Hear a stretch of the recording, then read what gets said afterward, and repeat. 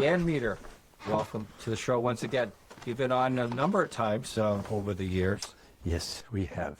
We've been fortunate to find some things of human interest, I would say. Right off the bat, since we're going to be on YouTube here, why don't we talk about that? What am I looking at? Well, right now we're working in my gallery space down here, my little studio. I've had the privilege to be given for auction basically the archives of Al Cap. I don't know if you're familiar with Al Cap. His daughter, who was in her early 90s, had called me up to show me a few things that she wanted to. They had a house on Park Avenue in New York, one on Brattle Street in Cambridge, and one up here in Southampton, New Hampshire. And all this stuff was brought up to Southampton, New Hampshire, and it was time to get rid of some of the. It was kind of decorated stuff that he had hired a decorator to do these other places. So she was giving me that, and as I was looking around the house, I saw a lot of things that pertained to her dad, his cartoon work and things with Dog Patch and Little Abner and all that kind of stuff. And I said, would you ever consider selling some of this? And she says, I think I would, because she had so much stuff. So here we are. I was given the opportunity.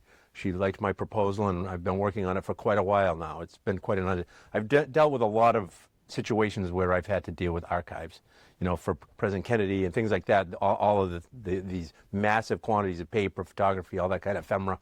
And this one beat them all because How many pieces would you guess? Oh, if you panned this area, there's thousands and thousands and thousands of documents, legal things, just photographs alone.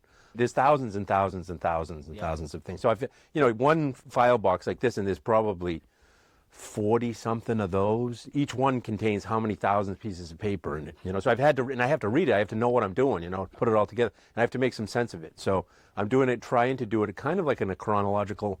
He was a cartoonist from the 30s right up till he finished the strip in 1977. He died in 79. So it spans like 50 years of cartoons. And I found a bunch of originals. I have all of his tear sheets and proofs and all that kind of stuff that they had saved from his studios, and I actually even have his desk that he did the cartooning at. I have two of those. His chair, one of his chairs that he used to sit in to do. So it's going to be. I know people think of cartoons and they think of Marvel and all of the more contemporary things, but people that might have more gray hair might remember a little bit about Sadie Hawkins' Day and all things that became common in our language, words that he basically invented. Well, I will treat our audience to a follow-up with this as that auction. That'll be fun. It'll be interesting. I have no idea. Time of year it might go. I should have already had it already, but it's been so complex putting this together. It'll be this year. It'll be this year. Yeah. All right. Oh yeah. So we'll follow up. That's not why we're here. Yeah. We're here to talk about a Bible. But before that, can you explain? Because we talked, I believe, before the Kennedy auction. That was incredible. It was the longest auction, I do believe, on Live Auctioneers history that they ever. And I was watching until 2 or 3 in the morning. You were texting me in the middle and like, Dan.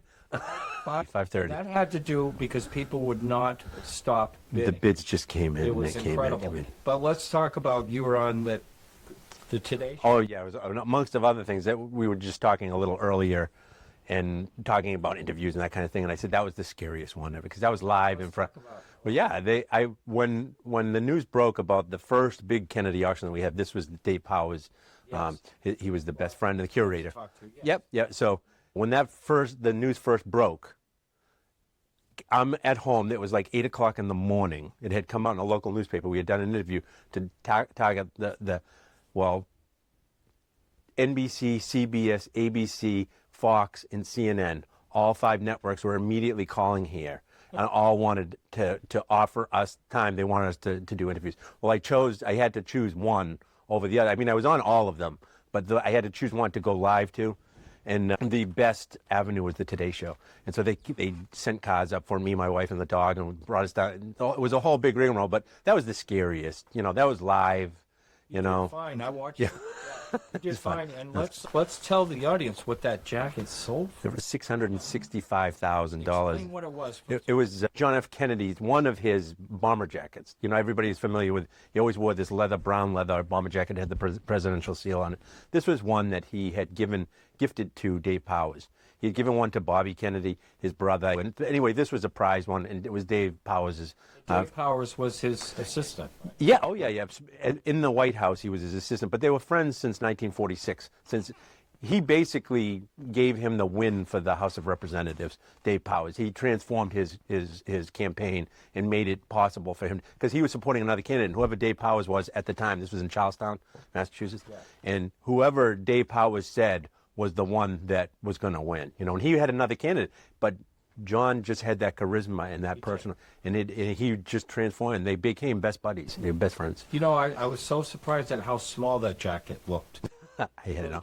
Yeah, he was very thin. He was very thin. JFK was very thin until the medications that he was on made him get heavier over time. But. Well, for me, and that auction was absolutely incredible. The thing that was the most moving was the document on the day in Dallas when he wrote, "Our president is gone." Oh my God! Yeah, that was the whole plan of the day. All annotated. Yeah. I opened up. I'm at Dave Powers, the son's house, and me and John McInnis, we both went. We went down to view the things. They had called Sotheby's and Christie's and all these places, but then they were told that they should contact us because we were local and to see. John and I went over, and it was sort of like this ALCAP stuff. There was just an overwhelming amount of paper and documents and all that kind of stuff. But I'm going through, and this was just in a file box, just not separated out or anything else. And I'm going through, and I find this piece of paper, and it was all annotated. It was basically the schedule for the day, and it gave line by line as it happened. Dave wrote, and you could tell that he was probably crying. I mean, he was with him when he was in the car with the Secret Service right behind him when he was shot. He carried him into the hospital. Dave was right there for the whole. I mean, he was best friends with him. And you can tell that the emotion and what was going on. So it was very, very moving, and that brought $65,000. Was $65,000. Yeah. That's what I remember. Yeah. That's been a long time. How long? That was 2013, because we did it on the 50th anniversary of his passing. And I may be wrong in that, but It was around there. Yeah, it was around there. Yeah. So, yeah. But anyway, that's all very fascinating. Now, Jay Williams is not here, but he helped you in this situation. And the angle of this, the reason I want to do this, is to say that it doesn't matter where something starts when it comes to bidding. Yes. And this piece started at $1. $1. This is Auction Ninja, where everything starts at $1. Now, I use that, and I remember I got $6,500 for a set of speakers that started at $1. Yep. But this is a little different. Let's talk about what it is. So this was an estate that we got here at John McInnis Auctioneers in Newburyport, Massachusetts, and it was a typical type of a Yankee collection in that we run into these situations quite a bit. There was a death in the family. The gentleman passed away. We were dealing with the heirs, the siblings, and he was into nautical and maritime and all that kind of. So you walked into this house, and it was full. It's an old Yankee house, and it wasn't just his. It was his father and his grandfather before him. They were all collectors, kind of. So you walked in, and there was a massive amount of stuff. So Jay Williamson and I, and our job was to basically liquidate it and turn it into money. And we used the platform Auction Ninja, which we're just talking about now. And we were actually the first in our area of New England, if not all of New England, to use that. We started right during COVID. And so we're the first, the longest running of that. But the thing that's key is we start these things at $1. So when we're doing a situation like this, and we have to explain to the consigners, the people that are coming up with the estates, we have to tell them this is how we do. Just like you get a little nervous when you say, I'm going to start at $1. And it's like, no, this works to our advantage. We don't put down any estimates. It gives people a clear mind. There's no jading. We're not influence. Yeah, we're not saying that this is what we believe it is. And a lot of times when we do in our regular, like through the other platforms that we use, we'll put down estimates, but we keep them very low and attainable. We do it kind of on purpose. People involved. Yeah. So yeah, it's a really good. Yeah. So when we do this, we started at $1. We've had situations in the past that we have sold things for, we sold vehicles, cars, everything starting at $1. And we'll sell them for $20,000, $30,000, $40,000. We sold a liquor collection for 40-something or 50-something thousand. We sold a pair of decoys. Those brought $55,000 or $65,000, starting at $1. So we go into this estate, in Newburyport, the one that we're talking about here. And there was a tremendous amount of maritime and nautical. But in there were barristers' bookcases all over the house and other bookcases, and they were full of books. And the majority of them were, yes, maritime and that kind of thing, for reference in things of a lot of the turn of the century stuff, around 1900 and things that were related to that. I went through, and my job is to break apart the house and figure out how we're going to sell this stuff. So in that, I found probably, I'd say maybe there was a dozen to 20 early books, early being, 18th century. And most of them were nothing to speak about, with stuff that we find all the time. People think just because it's that old, it's worth a lot of money. It doesn't. If they're religious or educational before 1820, yeah, they're old, but they just don't command a lot of money. Right. Exactly. So, it's like, okay, they're fine. You might get $100 for this, things like that. On some, you might only get 20, and it depends on condition. So in that, just want to go ahead. Just a little bit, because I know a lot of people, and a lot of people that are maybe listening, have in their mind, if it's old, it's valuable. And that's not always the case, no. It's no. always, there's a bunch of different rarity, condition. So that you'll find things that are pertaining to things of importance. And those are the really rare things, because the printing presses and those things of those days, it was a very expensive proposition to come up with a book. So that's why most of them are educational, most of them are religious, because you needed them for schools and the churches, right? So that's why you find, that's common, very, very common. So it's those other ones, that's what you're trying to get at. Those are the ones that we command. When I did the Josiah Bartlett, Oh, yeah, that was huge. And at that time when I was doing my research, I would see where he paid, in his ledgers, he paid like 50 cents for an acre of land, and he paid $8 for a book. Exactly.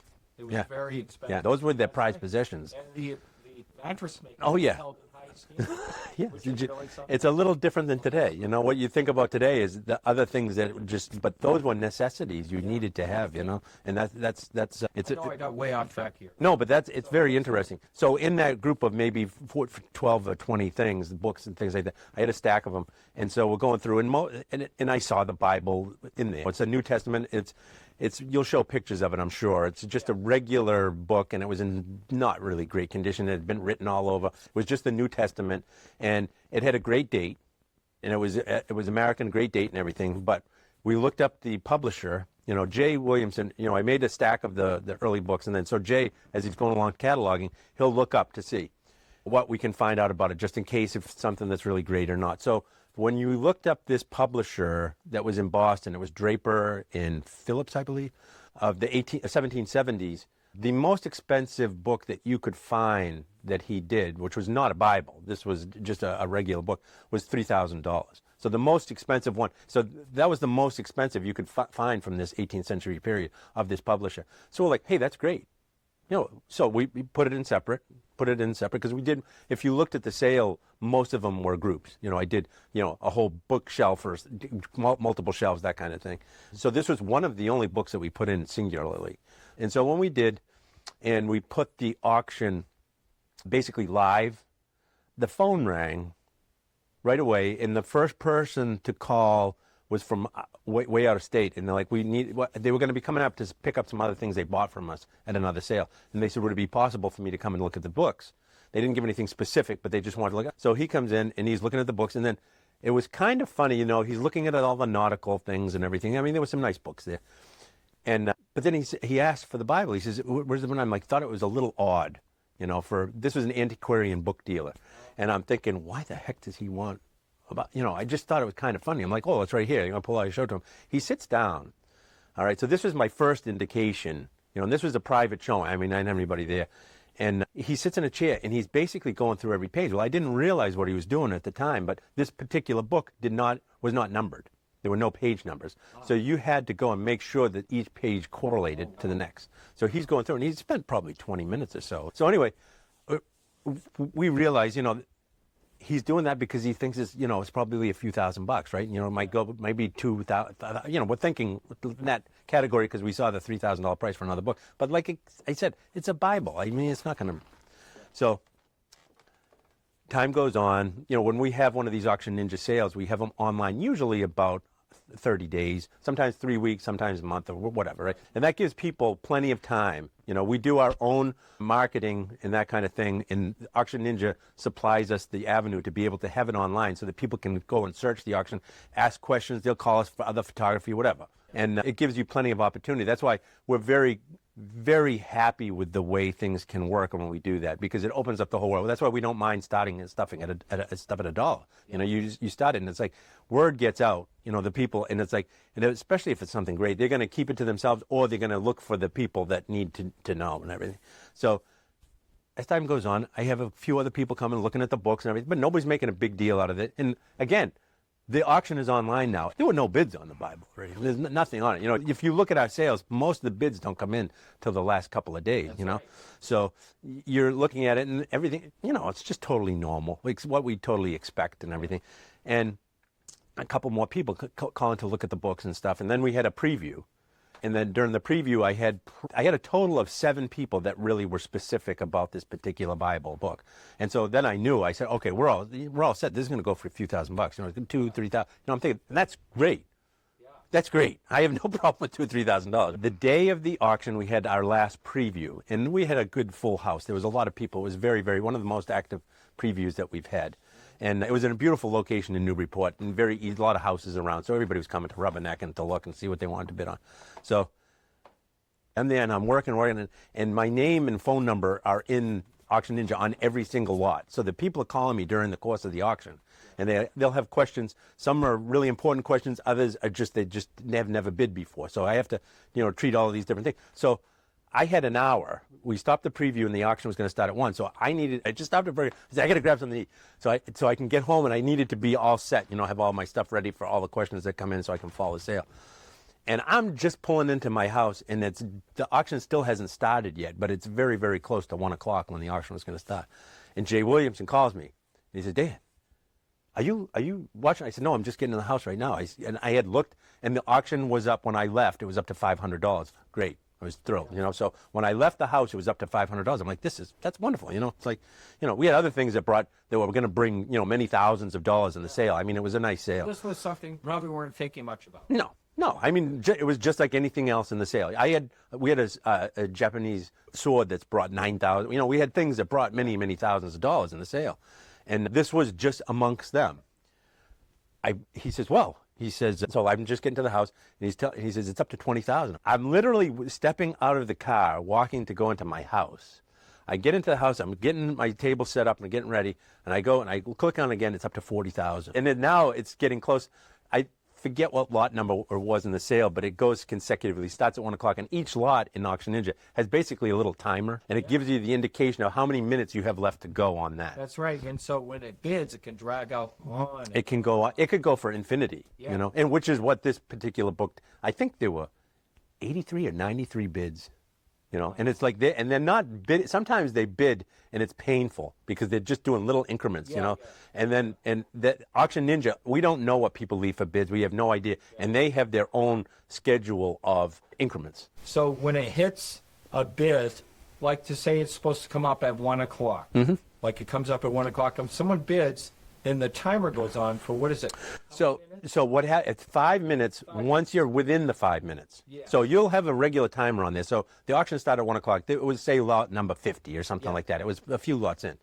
So it would be a timer on that book of still so many minutes. Well, so do the items after that sell, or does this hold everything up? Nothing gets held up. So keeps moving, but you can have one book will stop and continue to bid. And that happened in this particular case probably with 5 other things. Yeah. There were 5 things that kept getting multiple bids. But so when you do this, the 5 minutes comes up to tell you have to place your bid within that. When you do within the 5 minutes and you place a bid, that adds another 5 minutes to the clock. Right. Every single time. Every time. Yeah. So it continues and continues and continues. So if they continue to do that, then it's going to keep going. I don't know what time the book actually ended. That's what I was going to ask. It took over an hour? We started at 1. So by the time it ended, it had to be an hour. It had to be. Let's talk about the progression. Well, the progression was, like I said, I leave the gallery, it's at 500. And this is just before the auction. Totally normal. That's perfectly fine, right? And it's very exciting for all of us. The consigners us as the people working on the sale and the people watching it. When people come in afterwards and they're like, did that really sell for this? They're watching it. And that gets your adrenaline. Then you can't stop watching. 20,000 when I get out of the car, 40,000 in the house. My wife's at home. I holler up the stairs because it was up to 60,000. I said, Luann, I said, are you watching the auction? All of a sudden it's 800. The family's calling me. You know, we had done our due diligence. We looked, there was no way we could know without being a fine, you know, we're general auctioneers. We know a lot about a lot of things, and we know a little bit about a lot of stuff. So we know, you know, we know enough about you and I and all of us of our age bracket. We've handled a lot of things in our day. So it's hard for this to get us excited. You know what I mean? It's got to be the same for you. You know, you handle these things, and it's like, it's just not always about the money. No, it's exciting. It kept going on and on and on, and then so it goes up to 80,000, 90,000, and then some of the people that are bidding are calling me, right? So that, and I know who some of them are, you know, it's like, and they're calling, and I'm like, because they're, you know, they're like, you know, I can't get into a lot of the behind the scenes details and that, but there was a lot of stuff going on there, you know, and they're all, you know, I know what, I'm not going to say they were in a state of shock. They knew that there was potential here for this because of what it really was. Once we found out, then it made all the sense in the world. It brought $230,600 with the buyer's premium. It brought $199,500. Explain the buyer's premium. So the buyer's premium in this particular sale, we have buyer's premium. All auction houses have buyer's premiums. That helps pay for the credit cards and all the fees and everything, and all the fees from all the platforms and everything that we do. Added premium right. to a sale. A lot of people listening may not know. Yeah. So in this particular auction, it was 18%. So the auction's going on and it goes up, and now I remember it was $199,500 was the hammer price. That's amazing. And so it keeps going and going, and you're watching every second on that clock. You know, and it's not just me watching. Yeah. Everybody's watching. You know, we oh yeah. I mean, it was like, and then the people that didn't know, they were all bent out of shape because they missed it. They wanted to be part of the excitement. You know, yeah, it was so fun. So what made it so special? Like I said, it's a Bible. You know, you've had a million Bibles in your lifetime. You can get, you know, the big fancy Bibles that are Victorian with the big three-dimensional. Yeah, you can get $150 to $300 for a really fancy one. And if it has all of the, between the New Testament and the Old Testament, sometimes you'll see the photography, the family records, and all that kind of stuff. Sometimes that will add a dimension to it. But that's like the most you'll get for that kind of thing. Bible's older than this, much older than this. You know, from the 1600s. You know. And they don't come in much money, you know. It's like there's just so many of them out there. Right. But what made this one special was, like I had said earlier, it's Boston, and it's the date, 1777. And what year is it right now? This is 2026, and we're at the 250th of the Revolution right now. Yeah. And so that all comes into play right here with this, because prior to this being made, you had to do what the king said. The king said, you need to buy, your Bibles have to come from this, what is the King James Bible. We were not allowed here in the States to produce Bibles. I did not know that. Yeah.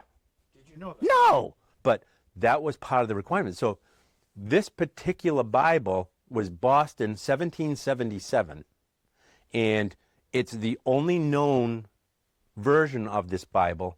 And it is probably the first, if not second, the latest Bible produced in Boston at that time period. Yeah, that doesn't matter. I mean, it's just so rare. This Bible has not been found before. And then what we found was there was a newspaper, I forget the name of the newspaper, of the period, where Draper and Nichols puts an announcement that they will be producing a Bible. And this was in February of 1778 that this ad came out for this Bible, and it's this Bible that we have here. So we don't know if they produced more than one, or if they were, and this Bible was well used. It was written in, there was all kinds of scribbling, talking to the other family members. They believed that he had bought a group of books because there was a lot of nautical stuff in it, and it was a whole group of things, and they believed that that was in this particular grouping with the books, because none of us, there was a local institution that was offered the books in the estate before we got there. And it was basically a gift. You know, they were going to be giving, and they didn't want any of the books. You know, it's a lesson, too, right here, to believe in the auction method. It really is, because how many people would have just let that go, you know, out there? And I'll say one more thing about that.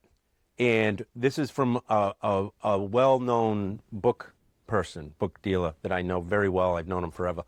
And he had told me, we're just confiding in each other, talking about it and everything. He said, listen, as a book person, he looks at thousands of books all the time. It's like, you look at, this is what you do. Yeah. So he's looking, and he's like, if I had gone in there, which I won't get into a lot of the extra details, but he said, if I had gone in there and he would have put a group of books together, or if he had to buy the group or whatever, he says, listen, I would have figured it at $150, and it would have been in a little lot or something like that. Yeah. That's how much, just like us, he's thinking of it. It's like perfectly fine. You love the date, but it's a Bible. Right. So you think, it's like our whole, so this is something that I have to change. We have to do road shows and all that kind of stuff. I have to do one in a couple weeks. And we have to get up, and people bring in books. They bring in all kinds of stuff. You never know what you're going to see. And one of my main things is when they bring in the books, I said, yeah, it's early, because what we talked about earlier, just because it's old is not rare. So I have to explain to them. I said, anything that's not religious and not educational before 1820, that's where we can really get some money, other than first editions and things like that for other specific reasons later. But when you're saying that, now the most expensive book that I've ever sold, or we have ever sold by far, is a Bible. It's like, it's here, I keep saying, it's a religious, it's not. Now was it the Gideon Bible? One of the Bibles, now I'm probably got it totally wrong. There's some type of Bible that is really rare. People talk about it a lot. Yeah, that's a whole different, that's not here. That's not from the United States. Okay. Yeah. Right. And then also, another thing that just sold too, because in talking about religion, the Latter-day Saints, the Mormon, they just sold a book. They didn't sell it, but it was of his words, Smith. Oh, yeah.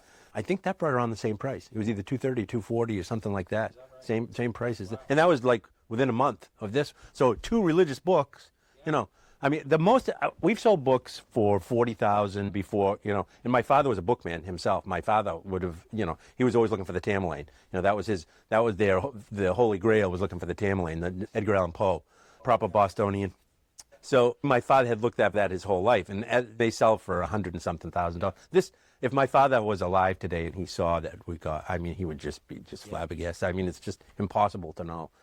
You have to be that really specific and know all of the little. So basically, by him printing the Draper printing this, they were basically thumbing their nose at England. Yeah, right. This is during the Revolution. In a way, like a death wish too. Yeah. So can we talk at all about who bought this? It was an antiquarian book person that bought it, and I talked to him, before he bought it, right after, and then again after when he came to pick it up. Did he buy it for another person or for himself? No, he bought it because he knew how special it's just like some of the other deals I'd mentioned that some were calling me during the sale and just after, and they all had prices in mind, but then they were going to go higher. It's just like the Kennedy jacket. Yeah. The guy that bought the Kennedy jacket had no clue he was going to pay $665,000 for it.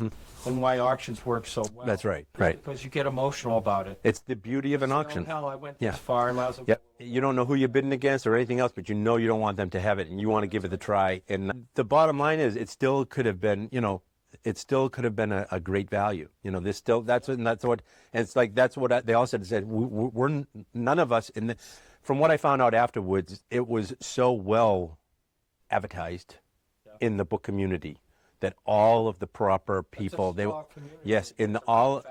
we heard who were interested in it, and it was all the upper echelon of the book community, and they were all buying for it. And so I know that the person that bought it, he was infatuated with it in that kind of thing, and he just wanted to give it a try. Now, what was it like when he came to pick it up? Oh, he had a special little box to put it in and all that kind of stuff. We had so excited to hold it.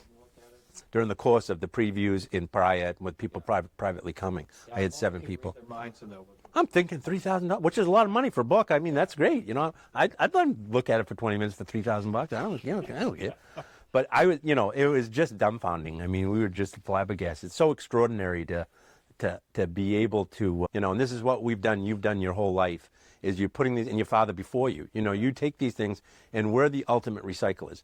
These things were loved and beloved by the people that own them. And in this particular case, yeah. And so they want it to go, and we make it into basically an event. So the people that came to this sale are never going to forget this. And they know what they bought. We sold all kinds of stuff in this. And then when something like this happens, I mentioned briefly, when the people after the auction, we have 3 days of pickup where the people are picking things up, and they're all like, talking about the Bible. They're all, they're just like, they felt like they were part of it. They were there, and they're going to, I got this, this is the same auction that Bible was, so, it brings it a whole new life. And yes, death is always sad. It's always a tragedy. But we're finding a new life for these things in a way that brings it, and it has its whole new thing. It's not sitting in a drawer. It's not sitting. This is always going to be remembered now.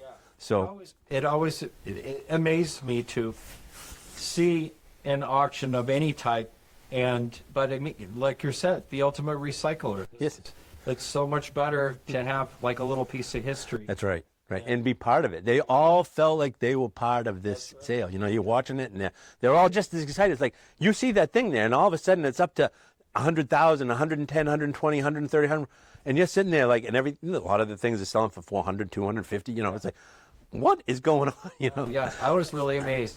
Well, Dan, a pleasure to talk to you as always. Yes, Marty, always is. Both have a passion for this. That's right. That's right. We're lucky. We are lucky people. Yeah. Love what I do. Yep. All right, take care.